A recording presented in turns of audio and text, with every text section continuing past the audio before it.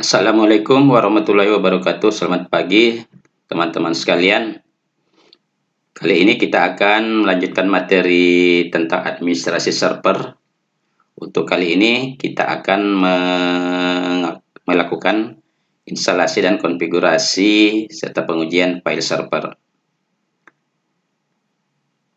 Sebelum kita lanjut kepada langkah-langkah dan cara instalasi, konfigurasi, dan pengujiannya, sedikit kita bahas sedikit apa itu file server. Kita bisa mencari menggunakan Google. File server adalah, nah di sini sebagai gambaran bagi kita semua bahwa file server itu adalah sebuah komputer pusat atau server yang menyediakan penyimpanan terpusat untuk file, ya bisa dokumen, gambar, video, dan sebagainya, dan memungkinkan pengguna yang berwenang untuk mengakses, berbagi, mengelola secara efisien. Nah, maksudnya di sini bahwa dengan menggunakan layanan file server, data bisa sering dibagikan kepada klien yang terkoneksi dalam jaringan, tetapi nanti perlu ada proses autentikasi untuk menyatakan apakah data tersebut sah untuk diakses oleh host yang terkoneksi dalam jaringan. Jadi fungsi utama dari sebuah file server adalah untuk menyimpan data ya di dalam satu lokasi sehingga mudah di dalam pengelolaan dan penghematan ruang penyimpanan. Kemudian data tadi tentu saja bisa dibagikan kepada klien yang ada dalam jaringan atau bisa dibagi menggunakan akses jarak jauh. Tergantung tersedianya koneksi jaringan apakah melalui LAN atau internet. Kemudian tentu saja keamanan. Jadi maksud keamanan di sini adalah karena datanya tersimpan di dalam sebuah komputer pusat, maka si administrator akan bisa mengontrol izin akses, mencegah kebocoran data, serta mengelola file dengan baik. Jadi intinya untuk mengakses data akan dilakukan nanti dengan proses autentikasi. Kemudian tentu saja pencadangan backup, melakukan pencadangan data atau backup ini bisa secara otomatis. Jadi data yang ada di dalam jaringan itu nanti akan tersimpan di dalam server. Jadi selagi servernya masih terkoneksi dalam jaringan dan tidak terjadi kerusakan secara hardware, maka bisa cegah terjadinya kehilangan data. Cara kerjanya, file server bekerja dengan mode client server. Jadi ada server yang menyimpan file yang terpusat yang bisa diakses oleh klien. Itu sedikit tentang penjelasan tentang file server. Lalu apa aplikasi file server, khususnya di server Debian yang akan kita gunakan nanti? Kita nanti akan menggunakan aplikasi Samba ya. Dan ini sudah umum di Linux yang memungkinkan berbagi file dan printer antara sistem berbasis Linux dengan non-Linux ya. Oke. Nah, sekarang kita masuk ke langkah-langkah instalasi dan konfigurasinya. Nah, seperti biasa kita masuk ke sistem operasi Debian. Kali ini saya akan menggunakan Debian mode grafis ya. Saya login dahulu.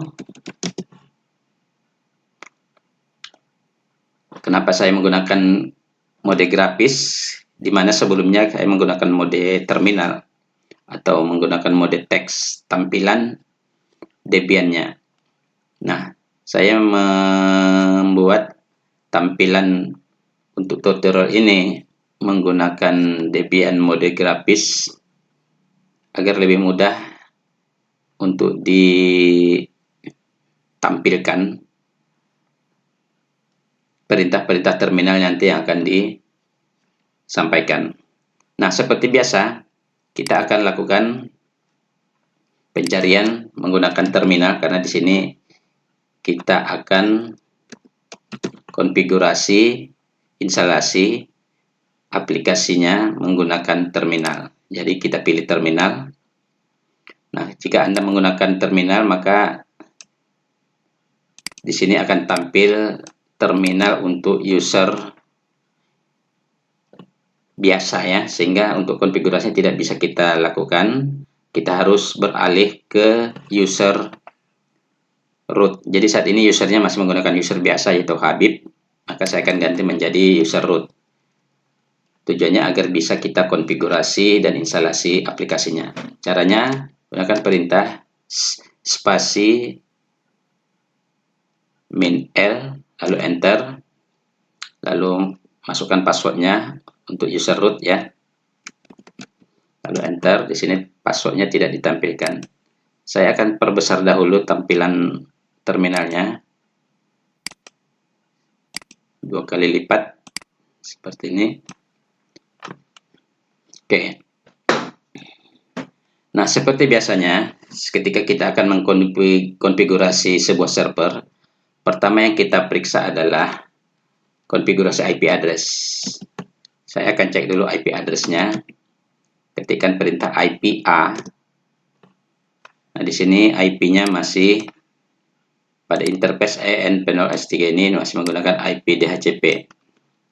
Jadi belum ada konfigurasi IP server. Perlu diketahui, untuk konfigurasi IP server atau untuk konfigurasi layanan di dalam server, kita harus menggunakan IP statik karena server tidak boleh menggunakan IP dinamis. Oke. Nah, pertama kita hapus layar dahulu agar bersih. Nah, kita konfigurasi dahulu IP address-nya dengan menggunakan perintah nano etc network lalu interface. Jadi file konfigurasi IP address berada di file interface, lalu enter. Nah, di sini jika ada tampilan seperti ini kita kode yang ini kita biarkan, jangan dirubah. Lalu interface loopback yang 2 baris ini juga jangan dirubah, biarkan apa adanya. Nah, yang kita hapus jika ada tulisan seperti ini kita hapus semuanya. Lalu kita buat konfigurasi untuk interface ENP0S3. Maka kita ketikkan auto ENP0S3, lalu enter. Lalu tujuannya ini adalah agar interface atau kartu jaringan ENP0S3 ini langsung aktif ketika komputer dinyalakan. Lalu kita ketikkan IPACE ENP0S3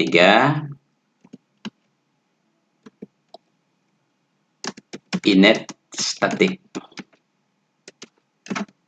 Ini fungsinya adalah agar interface ENP0S3 itu kita konfigurasi menggunakan IP static. Lalu karena menggunakan IP static, lalu kita berikan IP-nya dengan perintah address. Saya menggunakan IP address 192.168.101. Nah, ini kita tentukan kelasnya di mana sehingga nanti akan tertentu berapa subnet masknya. Maka secara praktis kita ketikkan saja prefix 24.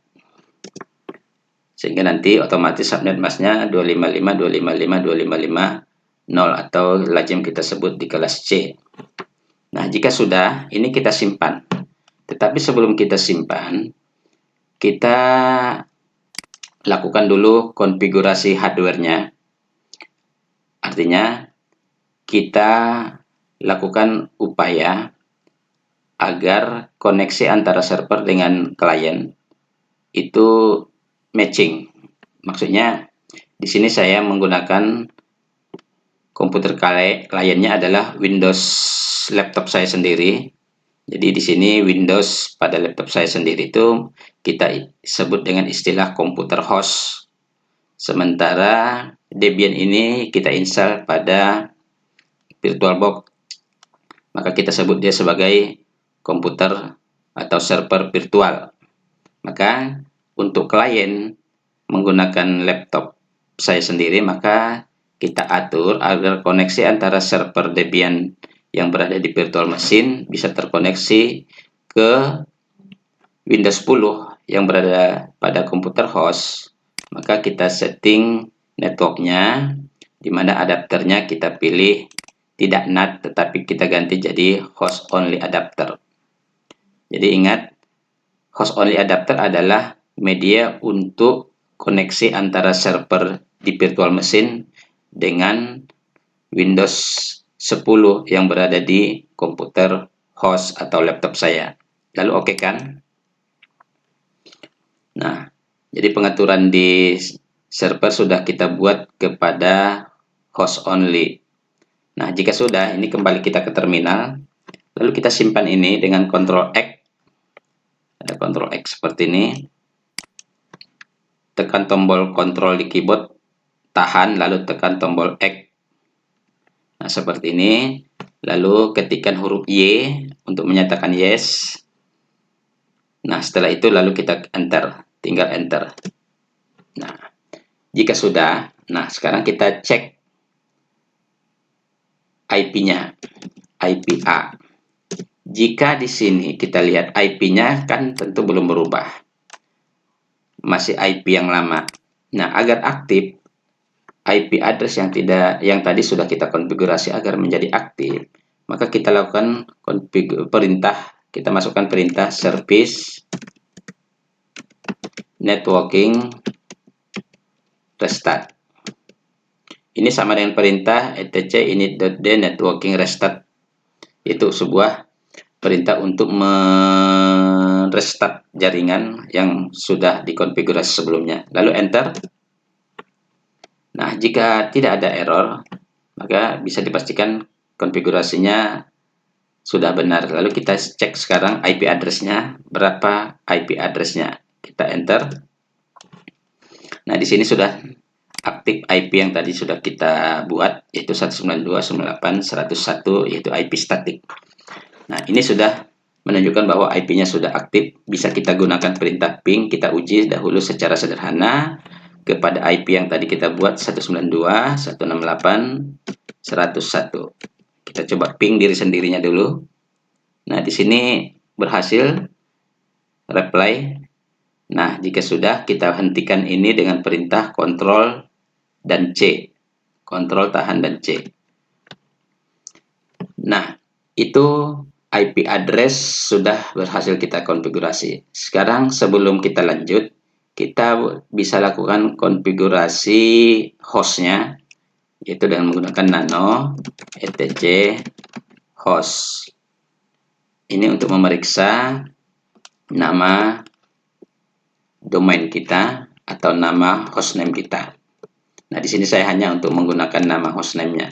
Nah, pertama ini ganti dahulu di baris kedua dengan IP server kita tadi 192.168.101. Nah, jika sudah, jika ini adalah nama hostname, pastikan sama dengan nama hostname nanti yang tersimpan di file hostname. Ini berada di file host.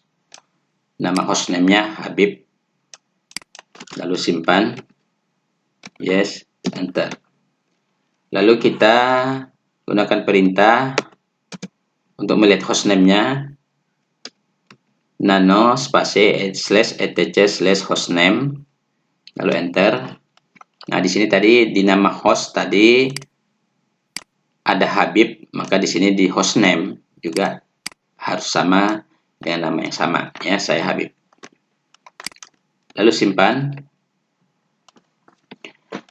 Nah, itu konfigurasi IP address, konfigurasi host, dan konfigurasi hostname. Lalu sekarang kita uji apakah sudah ada koneksi antara PC klien dengan PC host. Maaf, antara PC klien dengan PC server. Nah, sekarang kita beralih ke komputer klien. Nah, saya klik di taskbar, kita klik kanan atau show desktop. Nah, sekarang kita berada di PC klien. Kita konfigurasi. Sini saya matikan dulu wirelessnya.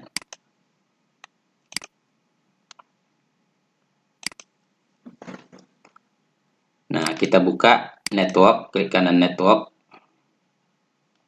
Lalu kita masuk ke adapter. Ini saya tutup saja. Nah, tadi sudah disampaikan bahwa untuk koneksi antara server dengan klien menggunakan Ethernet host only adapter. Maka yang kita konfigurasi IP address di klien adalah menggunakan interface VirtualBox host only Ethernet adapter. Klik kanan ini, lalu properties, lalu masuk ke Internet Protocol versi 4, lalu pilih properties. Di sini kita masukkan IP-nya secara manual, sama dengan network IP server, yaitu 192.168.100. Nah, ini networknya tentu sama dengan punya server. Nah, untuk server IP-nya 1, maka untuk klien ini kita buat 2. Jadi jangan menggunakan IP yang sama dengan IP server. Nah, jadi server tadi IP-nya 1, di sini untuk klien kita buat 2. Nah, subnet masknya di kelas C, lalu OK. Nah, jika sudah, kita masuk ke terminal, ke CMD. Kita uji koneksinya ke klien, ke server. Kita gunakan perintah ping ke server, yaitu 192.168.101. Enter. Nah, di sini reply ke IP 101. Ini menunjukkan bahwa komputer host yang berfungsi sebagai klien sudah memiliki koneksi ke server yang berada di virtual. Oke. Koneksi antara klien dengan server sudah clear dan berfungsi dengan baik. Kita kembali ke server. Kita bersihkan layar, clear. Nah, langkah selanjutnya adalah menginstalasi aplikasi file server. Tapi sebelum ke sana, kita terlebih dahulu melakukan update repository.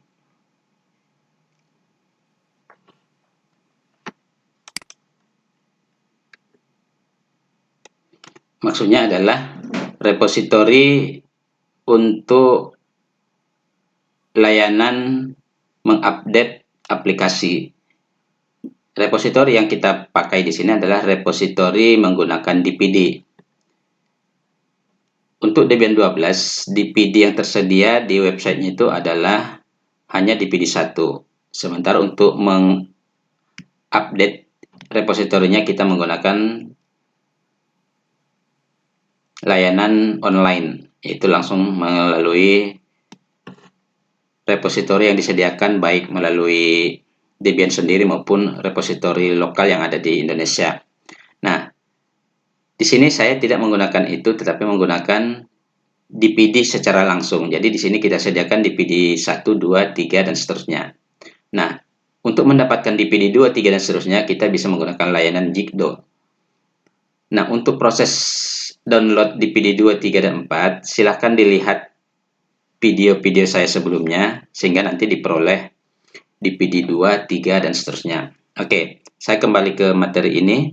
Bagaimana cara mengupdate repository agar bisa melakukan aplikasi, menginstalasi melalui DPD? Maka pertama, kita lakukan dahulu penambahan repository melalui DPD.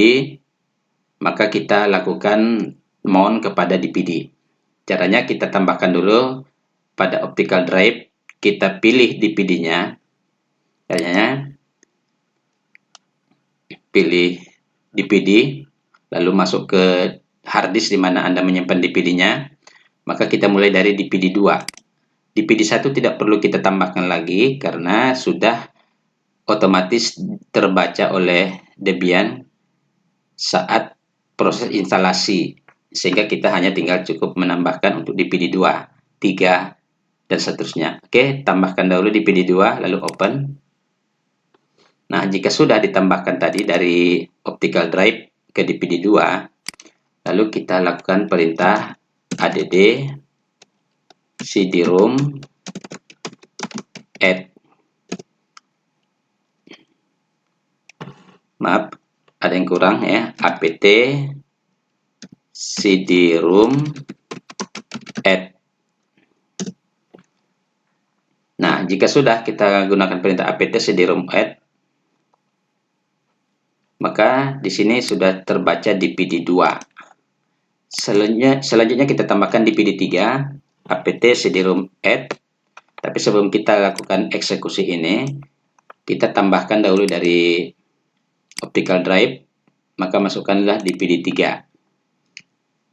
Di sini saya pilih DPD 3, lalu open. Nah, jika muncul pesan seperti ini menunjukkan bahwa masih di dalamnya masih ada DPD 2, kita post on kan agar DPD 2 dikeluarkan lalu masuk DPD 3. Nah, lalu kita masukkan perintah ini, kemudian enter. Sehingga nanti di sini terbaca DPD 3. Nah, jika sudah, kita bisa lihat cek di penyimpanan repositorinya, yaitu kita buka dengan nano, tempatnya adalah di apt etc apt source.list, lalu enter. Nah, di sini DPD 3 yang terbaru tadi sudah masuk. Lalu ini DPD 3, DPD 2, dan DPD 1 yang sebelumnya sudah tersedia di sini. Nah, jika sudah tersedia di sini, lalu kita simpan. Itu menunjukkan bahwa repositori DPD tadi sudah dimasukkan di dalam file penyimpanan repositorinya. Lalu kita update dan upgrade. Caranya apt update agar repositori DPD itu bisa diakses dan digunakan nanti saat proses instalasi. Lalu kita lanjut dengan apt upgrade. Nah, seperti ini. Jika tidak ada error, maka proses repositori sudah siap digunakan. Kita bersihkan layar. Nah, selanjutnya kita lakukan instalasi file server. Tadi sudah disampaikan sebelumnya di awal bahwa untuk file server kita menggunakan Samba. Caranya gunakan perintah apt install Samba. Enter.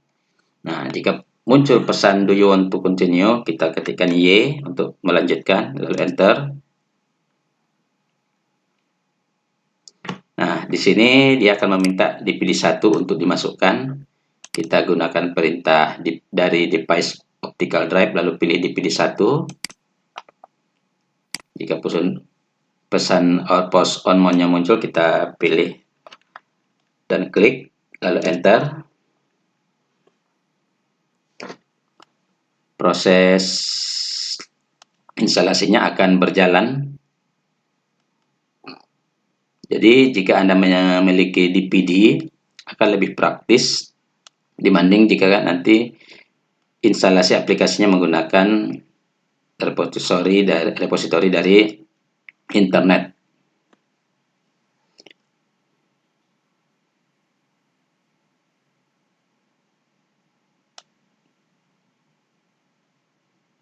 Oke, proses instalasi sudah berhasil. Jika tidak ada pesan error, kita bisa lakukan pengujian apakah instalasinya berhasil atau tidak.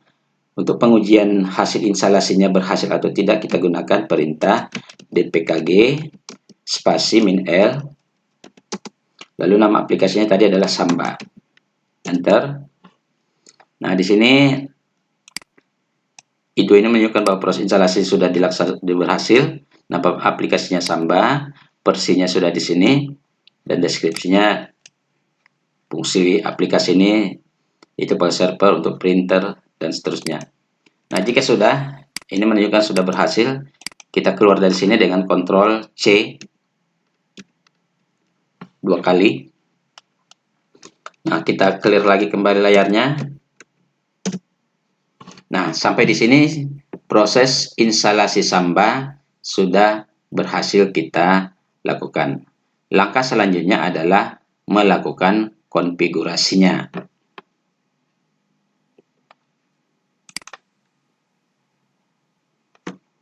Oke, untuk mengkonfigurasinya, pertama kita harus menyediakan dahulu tempat penyimpanan yang akan diakses oleh klien. Maksud penyimpanan di sini kita siapkan dahulu sebuah folder, lalu folder itu nanti kita bagikan, kita share, sehingga nanti folder itulah yang diakses. Jadi file-file yang akan diakses oleh klien di dalam jaringan itu kita isi dahulu dengan file-file yang akan diakses oleh klien di dalam jaringan. Nah, pertama kita buat dahulu foldernya. Untuk folder atau direktorinya, kita letakkan misalnya di direktori home. Kita masuk dulu ke direktori home, cd,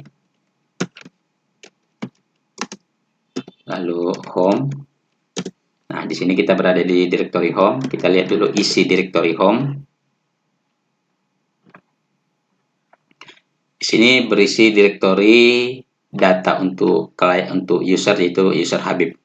Kita buat direktori yang baru, contohnya kita buat di sini direktori Sambaku, atau jadi foldernya kita buat dengan Sambaku. Untuk membuat direktorinya kita gunakan mkdir lalu Sambaku, lalu enter. Nah, kita isinya ls. Nah, di sini sudah ada direktori Sambaku. Nah, agar direktori ini nanti akan kita isi dengan file, maka akses Sambaku ini harus bisa diberikan kepada semua klien. Maka untuk itu kita berikan pengaturan hak aksesnya, pengaturan hak akses pada folder pada direktori atau folder Sambaku, gunakan perintah chmod. Kita kasih perintah misalnya untuk hanya bisa mengakses saja, kita gunakan perintah 55, lalu arahkan ke home, lalu Sambaku, lalu enter. Nah, ini artinya proses untuk mengakses sebuah direktori nanti kita berikan hak akses dahulu kepada semua klien agar bisa mengakses direktori tadi. Untuk levelnya bisa menggunakan hanya bisa mengakses atau bisa juga mengeditnya.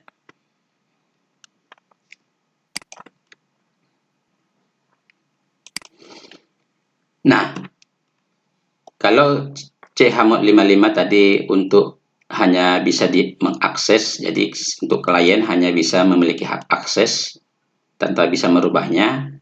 Kita bisa merubahnya dengan level yang lebih tinggi, misalnya dengan 777. Jadi untuk apa bedanya nanti bisa dipelajari lagi lebih lanjut tentang bagaimana level akses terhadap sebuah file dan kode yang harus diberikan. Nah, contohnya saya akan kasihkan kode agar semua klien nanti bisa merubahnya. Kita gunakan coba dengan chmod 777, kalau tadi 55 ya. Nah, satu lagi tadi mungkin lupa kita masukkan adalah spasi -r ya. Lalu arahnya ke home, lalu Sambaku. Nah, jadi kita rubah ya, tadi chmod 55 spasi min r, kita ganti menjadi chmod 77 spasi min r, agar nanti semua klien bisa mengaksesnya. Lalu kita kembali ke ls, lihat lagi Sambaku. Sekarang kita masuk ke direktori Sambaku. Ingat ini Sambaku ini huruf S-nya besar ya, huruf kapital. Lalu enter. Kita sekarang berada di folder Sambaku ya. Nah, sebagai informasi kepada klien yang akan mengakses nanti, sebaiknya kita buat di sini informasi atau file berisi informasi agar nanti bisa memberikan keterangan kepada klien tentang isi dari direktori ini. Caranya kita buat informasi, contohnya nano informasi.file txt ya. Lalu enter, lalu kita ketikkan direktori ini adalah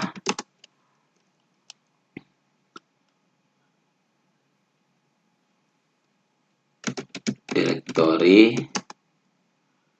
untuk berbagi data atau file server yang dapat diakses tanpa menggunakan authentication.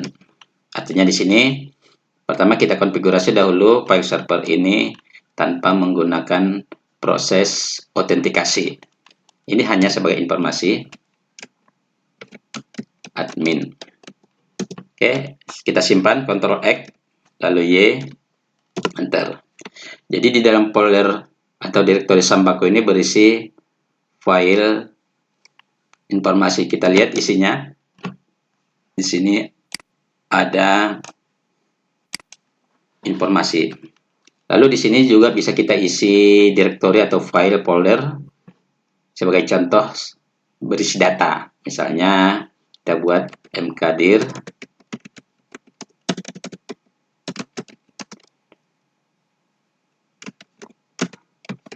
file 1, file 2, data 1, data 2 gitu ya. Data 1,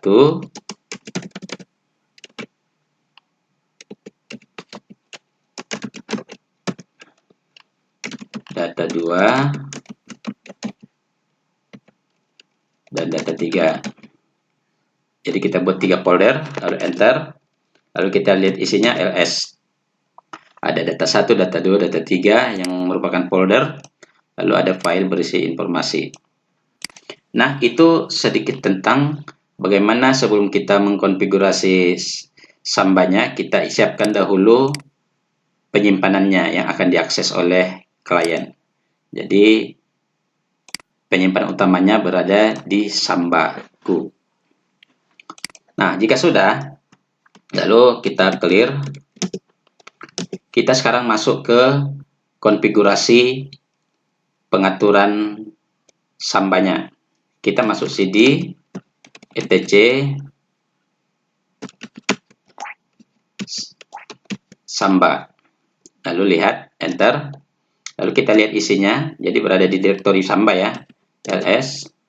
Nah, di sini ada 4 file ya. 3 file yaitu berisi data gdp comment, lalu smb.conf, lalu tls. Nah, yang kita konfigurasi adalah file smb.conf.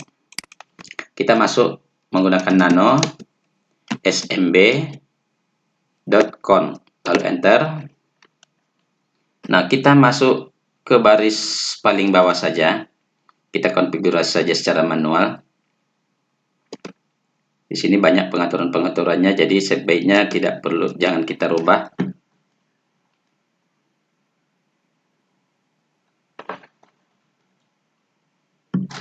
Nah, pertama kita ketikkan kira-kira seperti ini keterangannya, misalnya tekan Samba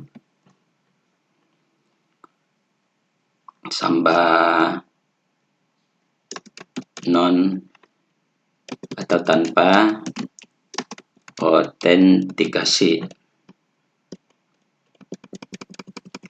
Kita buat Samba tanpa tanpa login contohnya, lalu enter. Lalu kita buat di situ semacam keterangan atau komentar.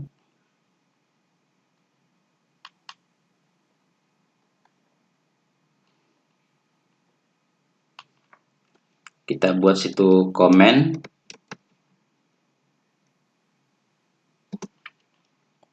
Komennya kira-kira berisi keterangan. Misalnya file server ini dapat diakses tanpa login atau autentikasi. Lalu kita buat path-nya, yaitu di mana tadi filenya kita buat, di mana tadi foldernya kita buat, yaitu berada di, ketikkan dulu path ya. Path itu semacam posisinya ya, posisi directory tadi yang kita buat itu berada di home ya, berada di home.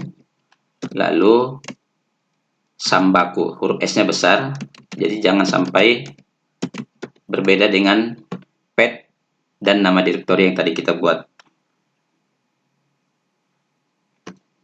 Lalu untuk hak aksesnya kita buat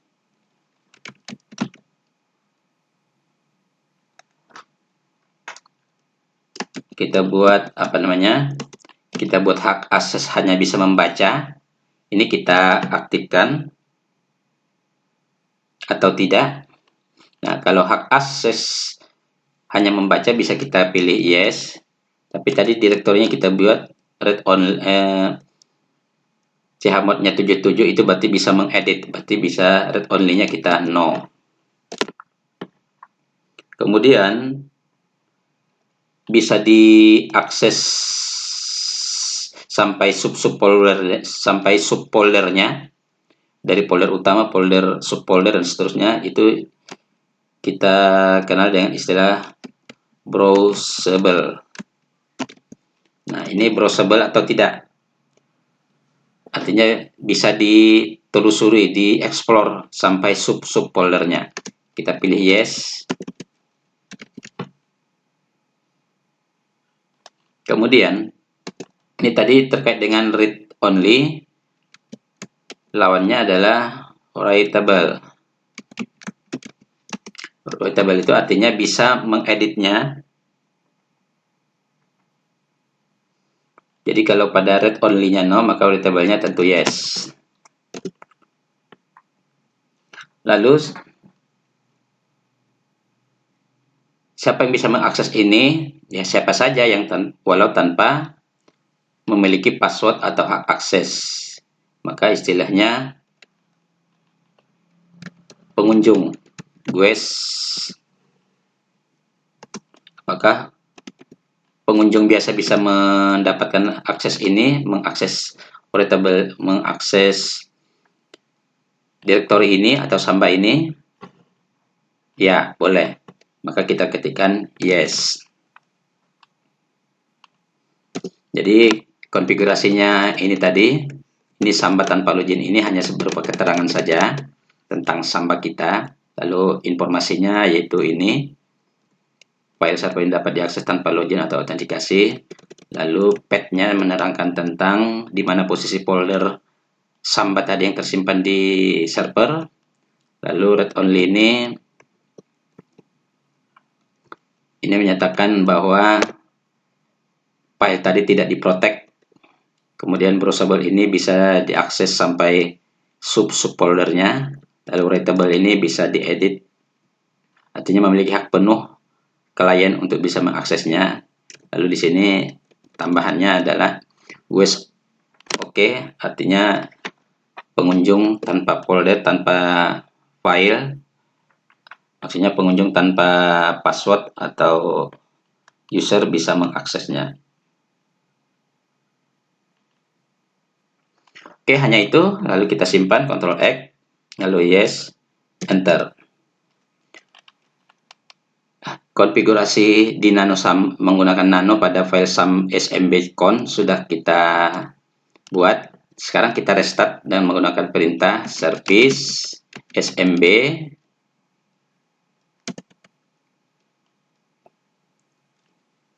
lalu smbd restart, enter. Nah, jika sudah, maka kita,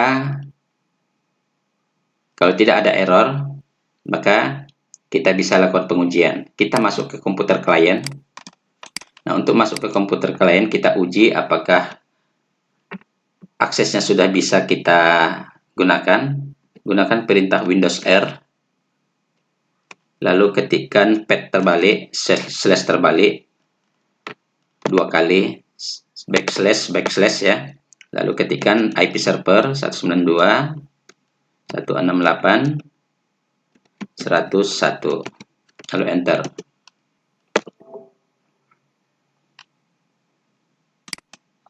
Jika mengalami permasalahan tidak ada akses atau tidak diizinkan karena ada kebijakan dari Windows atau komputer host, maka bisa lakukan menggunakan perintah Windows R. Kita masuk ke gpedit msc, lalu enter. Lalu dari sini kita masuk ke komputer configuration, lalu di bagian administrative template, lalu kita masuk ke bagian network. Dari network kita masuk ke LANman workstation. Nah, di workstation ini, LANman workstation, di sini kita, jika di sini not configuration atau belum enable, kita bisa enablekan. Lalu pilih enable, lalu apply, lalu OK. Nah, gitu. Nah, ini tadi sudah saya buat konfigurasi untuk mengenablekan LANman-nya. Sehingga sekarang coba kita tes menggunakan Windows R. Lalu kita ketikkan pad untuk mengakses Samba 192, yaitu alamat server sendiri. Seperti ini. Lalu OK. Nah, berarti pesan tentang folder belum bisa diakses karena belum aktifnya konfigurasi workstation LANman tadi, maka lakukan dari gpedit. Nah, sekarang kita sudah tampil layanan file server yang ada di server. Nah, tadi yang kita buat di Samba adalah ini keterangan SANPAD tanpa login. Nah, ini adalah yang nggak bisa diakses karena harus memiliki login. Dan ini belum kita buat sama sekali. Nah, kita harus login menggunakan ini. Atau ini yang hanya direktori ini yang bisa kita akses. Kita double klik untuk membukanya. Nah, seperti ini, maka bisa kita lihat direktori yang tadi kita isi berisi informasi data 1, data 2, dan data 3. Data 1 sampai 3 ini belum ada kita isi, hanya berupa folder. Sementara informasi ini tadi yang kita ketik, nah seperti ini. Direktori adalah direktori untuk berbagi data file server yang dapat diakses tanpa menggunakan autentikasi. Nah, seperti itu ya. Nah, sejauh mana ini bisa kita akses atau kita modifikasi, coba kita tandai dengan membuat perubahan data di sini, misalnya laman informasi diedit. Nah, apakah ini kita simpan file save?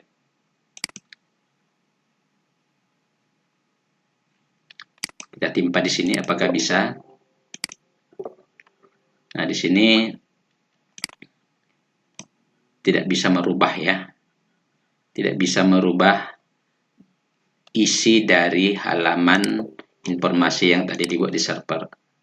Jadi kita hanya bisa melihat. Tapi kalau di sini bisa nggak kita isi? Misalnya kita buat new folder. Nah, di sini foldernya bisa kita isi data. Seperti ini, enter. Nah, dan bisa juga, apakah kita bisa hapus? Yes, bisa ya. Nah, lalu yang kita buat data itu, misalnya ini, bisa nggak kita isi?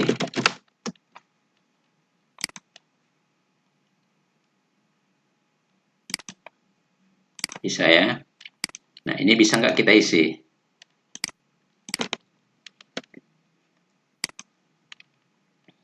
Kalau tadi kita ganti nggak bisa, seperti ini. Karena bukan pengunjung yang membuat filenya, sehingga tidak bisa dirubah. Kalau kita hapus, delete, ternyata bisa. Jadi kemampuan dari pengunjung untuk bisa merubah data itu adalah menambah dan mengurangi isi yang ada di dalam direktori.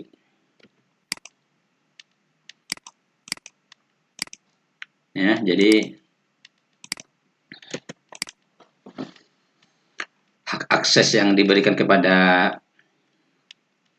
klien atau pengunjung bisa mengisi data, bisa mengedit, menghapus ya.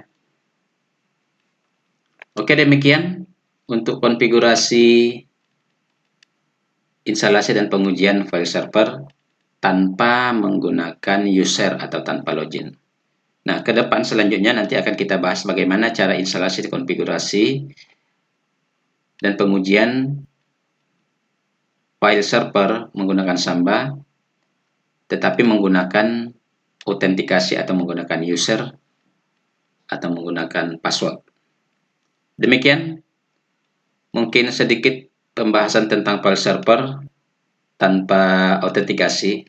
Mudah-mudahan bermanfaat dan bisa kita praktekkan secara bersama. Terima kasih atas perhatiannya. Wassalamualaikum warahmatullahi wabarakatuh.